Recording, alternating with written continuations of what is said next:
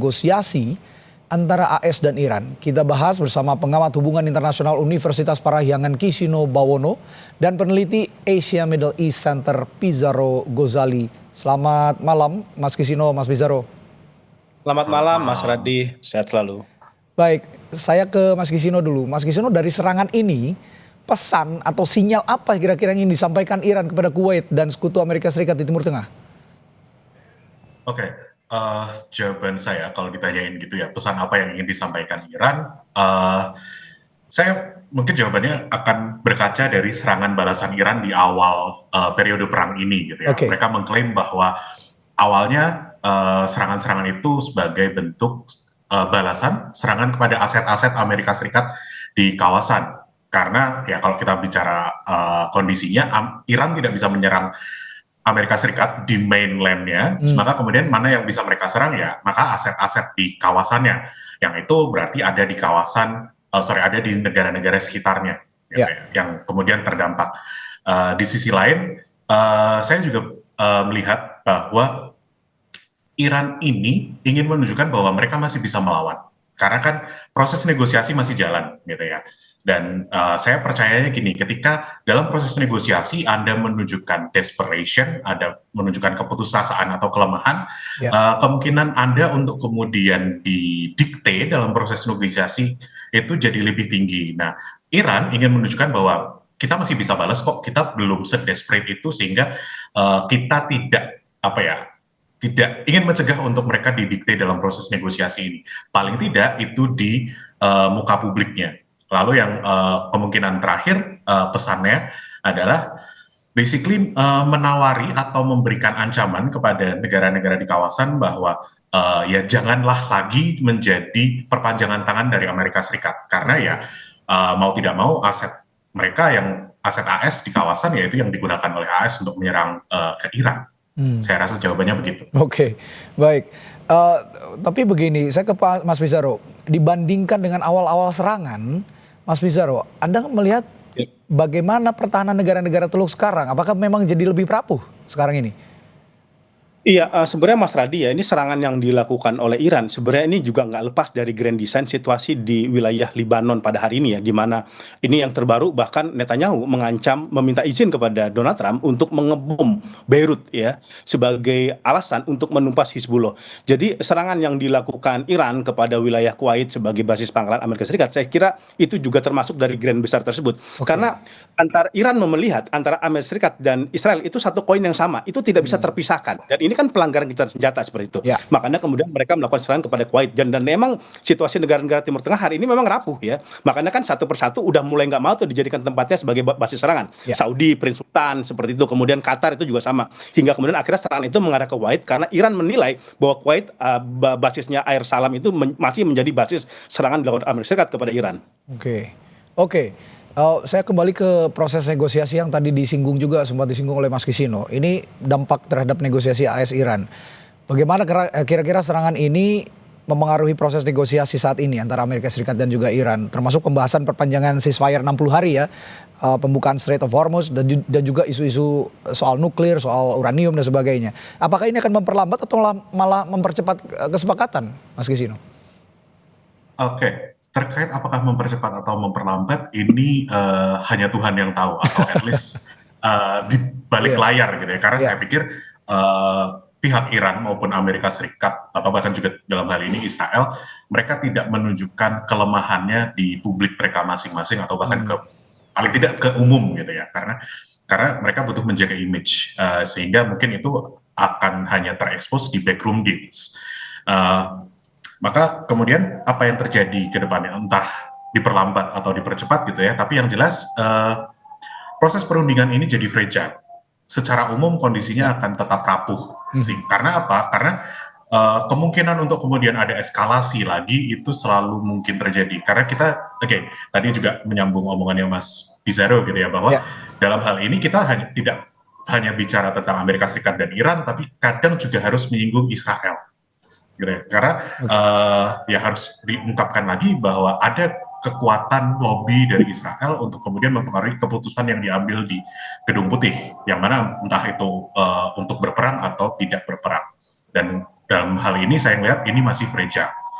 Walaupun juga ada kabar gembira gitu ya bahwa menurut Al Jazeera, Menlu Araghchi dari Iran itu menyatakan bahwa proses negosiasi masih jalan kok, walaupun ada hostilities, walaupun kondisinya tidak ideal. Walaupun di sisi lain juga ada klaim yang agak negatif dari Fox News. Mereka mengklaim satu media namanya Iran International. Ini saya juga masih ragu bisa dipercaya atau tidak karena ini juga Fox News gitu ya. Presiden Iran Masoud Pezeshkian itu katanya mengajukan surat pengunduran diri. Nah ini masih harus ditunggu apakah benar terjadi atau enggak. Karena kalau memang benar dia mengundurkan diri, artinya ada goncangan di politik domestik Iran. Dan kalau itu disetujui oleh Mujtaba Khamenei, nah nanti kita juga harus melihat ke depannya yang menggantikan beliau itu orang yang lebih keras atau orang yang lebih lunak, karena nanti pasti akan mempengaruhi proses perundingannya. Oke. Ya, tadi kan oleh Mas Pizarro diakui ya bahwa sistem pertahanan ataupun pertahanan negara-negara Teluk ini vulnerable, rentan gitu. Nah, bagaimana yang ini saya tanyakan sekarang, bagaimana ini mengaruhi persepsi kekuatan Iran di mata aktor-aktor regional seperti yang Anda sebutkan tadi, Saudi Arabia, Uni Emirat Arab, atau bahkan Israel sendiri yang masuk juga masuk kategori negara Timur Tengah. Apakah ini memperkuat atau justru melemahkan posisi Iran? Iya, kalau kita lihat Iran tampaknya dia sudah tidak lagi punya banyak pilihan selain melakukan perang. Karena jangan lupa Mas Radit, tekanan hawkish ya, kelompok-kelompok garis keras di Iran itu bahkan sebenarnya itu menolak negosiasi. Karena mereka punya trauma berkali-kali negosiasi, berkali-kali diplomasi, itu kemudian runtuh dan bahkan dikhianati sepihak oleh Amerika Serikat. Saya kira kemudian itu yang membuat Iran kemudian meningkatkan kapasitas militernya untuk bertarung secara panjang. Dan problematikanya ialah ketika negosiasi ini berlangsung antara Iran dengan Amerika Serikat, ingat Mas Radit, itu tidak hanya bicara tentang Trump. Kalau Trump seringkali mengulang, repetisi mengatakan saya membutuhkan kemenangan untuk dijual di publik Amerika Serikat, itu publik Amerika Serikat itu bisa 3 layar tuh Mas Radi. Pertama, Partai Konservatif Republik yang selama ini sangat keras kepada Iran dan tidak mau ada diplomasi yang menguntungkan Iran. Kedua, donornya Donald Trump seperti IPEC ya, kelompok-kelompok lobby pro-Zionis yang selama ini sudah berinvestasi bagi kemenangan Donald Trump, sudah berinvestasi bagi kemenangan Republik, dan dia butuh konsesi di mana kemudian Iran itu benar-benar dilumpuhkan. Dan ketika sekutunya Amerika Serikat itu Netanyahu gitu. Ini juga menjadi hal yang bermasalah gitu. Karena serangan yang dilakukan sekarang Netanyahu kepada Lebanon itu jelas-jelas upaya mensabotase agar tidak terjadi kesepakatan Amerika Serikat dengan Iran. Ingat, bagi Iran kesepakatan antara Iran dengan Amerika Serikat itu include Lebanon, itu include Hizbullah. Ketika kemudian serangan yang dilakukan antara Israel kepada Hizbullah dilakukan bombardir, maka kemudian itulah yang dilakukan Iran juga untuk melakukan serangan balasan kepada Amerika Serikat. Oke.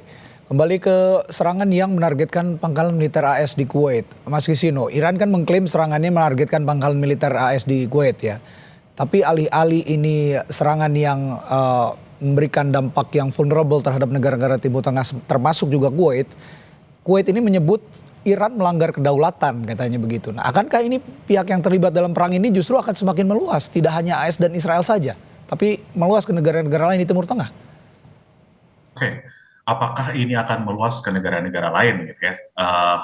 Jawaban saya sementara itu masih kecil karena saya berasumsi bahwa negara-negara di kiri kanan dari Iran ini cukup rasional. Mereka punya perhitungan bahwa kalau mereka ikut perang kali ini melawan Iran bersama Israel, bersama Amerika Serikat, nanti cost and benefit-nya kayak apa? Biaya dan keuntungannya kayak apa? Saya melihat bahwa sekarang kondisinya ini masih sangat costly, tapi tanpa benefit yang jelas. Perang ini nggak tahu sampai kapan akan selesainya. Gitu. Ini bisa jadi kayak Irak 2.0 gitu ya. Dan kalau kita join di sana, itu kemudian kayak ya kapan kelarnya itu, dan kemudian devastation, kerusakan apa yang akan terjadi. Dan kalaupun menang, itu kemudian benefitnya apa. Itu yang masih tidak jelas. Akibatnya ya, saya berpikir bahwa mereka tidak akan ikut berperang at least secara terbuka tanpa ada justifikasi, tanpa ada pembenaran yang tidak bisa disangkal lagi gitu ya. Dan sementara walaupun ada serangan-serangan dari Iran, saya rasa ini masih sekedar simbolis. Walaupun kemarin tengah bulan lalu gitu ya, Reuters itu bilang bahwa Saudi Arabia dan Uni Emirat Arab itu melakukan serangan kepada Iran, walaupun itu secara rahasia, tidak banyak media yang mengungkapkan, tidak banyak pembahasannya di publik, tapi itu juga dibilang sebagai simbolis, karena setelah itu mereka juga melakukan deeskalasi. Mereka hanya menunjukkan bahwa kita bisa nyerang balik loh, tapi tidak kemudian cukup besar sehingga Iran harus membalas lebih besar lagi. Oke, kalau gitu saya balik POV-nya, melihat atau mengingat tadi negara-negara di Teluk seperti yang Mas Pizarro jelaskan agak sudah vulnerable juga gitu. Saya ingin juga minta pendapat Anda, reaksi negara-negara Teluk seperti Kuwait, Saudi Arabia, UAE, Qatar terhadap serangan Iran ke pangkalan yang berada di wilayah mereka. Ini apakah ini akan mendorong mereka semakin mendekat ke Amerika Serikat atau justru sebaliknya mendorong agar ada diplomasi baru? Iya, begini Mas Radi, kalau kita bicara negara Teluk, saya kira ada dua diferensiasi atau dua tipe negara-negara Teluk pada hari ini. Pertama, mereka yang masih memiliki hubungan kuat dengan Amerika Serikat, which is itu seperti Uni Emirat Arab, yang memang itu sering sekali disebut-sebut sebagai satelitnya Amerika Serikat Israel di negara Teluk, kemudian juga Bahrain seperti itu juga itu juga koalisinya Amerika Serikat. Tapi ada satu variabel lain nih, itu negara-negara Teluk yang mungkin sudah berpikir ulang atau tadi yang disebut Mas Kisino itu mulai berpikir rasional. Itu ada Qatar, ada Saudi, yang kemudian mereka ini mencoba mencari aliansi-aliansi baru di luar Teluk, ke Pakistan, ke Turki, ke Mesir seperti itu. Saya kira Saudi dan Qatar itu belajar ketika perang pertama di mana terjadi eskalasi sangat besar, mereka terkena dampak yang begitu besar Mas Radi, tapi tidak ada konsesi yang diberikan Amerika Serikat kepada mereka. Pangkalan kan kalau gini loh, kalau di pangkalan Amerika Serikat di Saudi itu jangan dibilang itu terpisah sama pangkalan udaranya Saudi, itu sama-sama di Prince Sultan. Seperti itu wilayahnya di Prince Sultan, itu jadi wilayahnya Saudi juga. Jadi ibaratnya itu Iran nyerang Soekarno-Hatta, kata itu misalkan ada pangkalan militer Amerika situ, tapi yang kena dampak tuh kita juga, Indonesia. Nah seperti itu lah. Nah itu konsep kayak gitu. Jadi itu yang membuat kemudian Saudi, Qatar itu tidak lagi sekarang kan seperti tidak mencoba menghambat atau tidak memberikan akses bagi Amerika Serikat di mana pangkalan udaranya itu dipakai untuk nyerang Iran. Which is kan sekarang Mas Radi, serangannya Iran itu fokusnya pada dua doang tuh, ke Kuwait, ke Uni Emirat Arab. Tetapi sama Qatar udah ada komunikasi dengan Iran dan Iran juga sudah mengunjungi Qatar seperti itu. Nah, jadi kalau saya begini, ini divided memang negara-negara Teluk ini. Di sisi ada Uni Emirat Arab yang masih istiqomah dia mendekat kepada Amerika Serikat, tapi ada yang mulai udah berselingkuh ya kepada Cina, kepada Turki, itu Saudi dan juga Qatar. Nah, saya kira itu kondisi yang terjadi sekarang di negara-negara Teluk yang kemudian juga makanya kan dukungan Amerika Serikat lagi nggak begitu kuat juga tuh negara-negara Teluk untuk melakukan serangan kepada Iran karena sebagian besar negara itu udah merasakan hanya dijadikan tempat korban serangan yang dilakukan oleh Iran kepada pangkalan mereka. Ya, meskipun demikian juga kan Iran punya pembenaran ataupun alibi lah ya. Mengapa Iran menyerang pangkalan Amerika Serikat di Kuwait? Karena beberapa hari sebelumnya atau baru kemarin saja ya, baru kemarin di Iran Selatan, Amerika Serikat juga melancarkan serangan. Tapi di sisi lain Kuwait mengatakan bahwa kami juga punya kedaulatan meskipun ada pangkalan militer Amerika Serikat di situ gitu. Saya ingin tanyakan juga ke Mas Kisino, kalau dari sisi hukum internasional tapi sekarang perspektifnya, apakah ini melanggar hukum internasional? Kasarnya begitu. Karena Iran ini menyatakan langkah ini untuk mempengaruhi pengaruh Amerika Serikat di wilayah Teluk.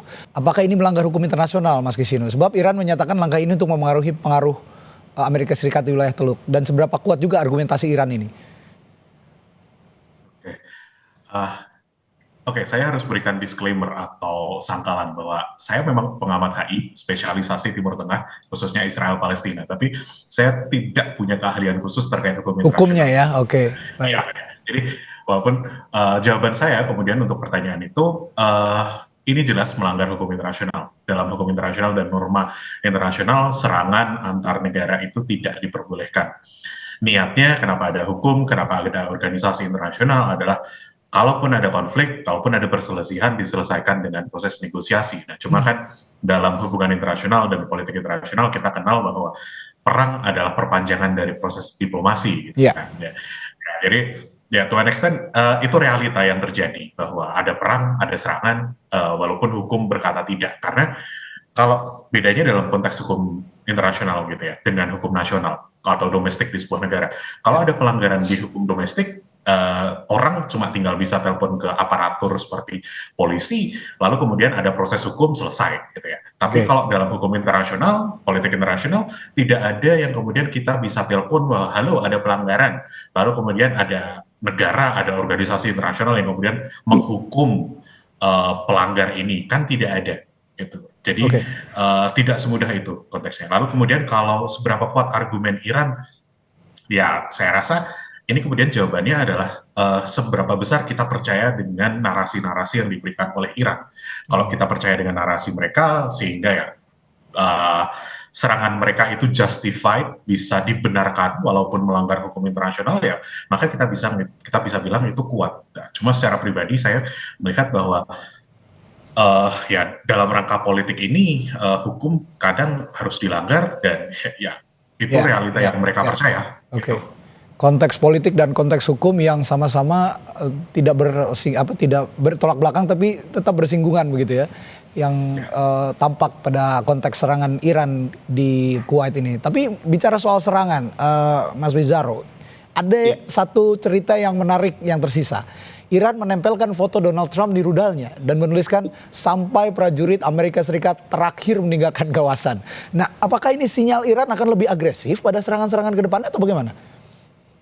Iya, pertama jangan lupa Mas Radi bahwa polugri Iran setelah era revolusi 1979 emang itu bahkan menyebut Amerika itu setan besar seperti itu. Jadi ya memang Trump itu dianggap keturunan setan mungkin sama Ya, Iran ya, hingga kemudian memang perlu narasi-narasi simbolis karena masyarakat Iran itu sebagian itu ideologis, Mas Radi ya. ya, Maka dengan menempel kata-kata seperti itu jadi penyemangat bagi warga Iran untuk mempersiapkan terjadi eskalasi besar. Kan bahkan beberapa di media televisinya Iran itu sampai simulasi kokak senjata aja dilakukan. ya. Kita nggak pernah lihat itu di negara-negara lain, tapi itu di Iran itu terjadi.